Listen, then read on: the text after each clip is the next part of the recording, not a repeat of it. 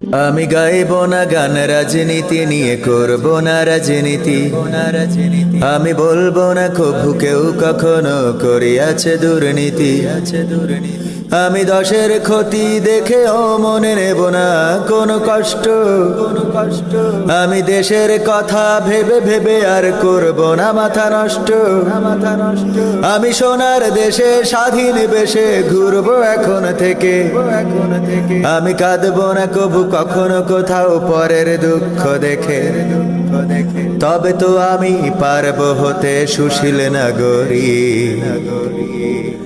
আমি আমার বিবেককে তাই জানাই হাজার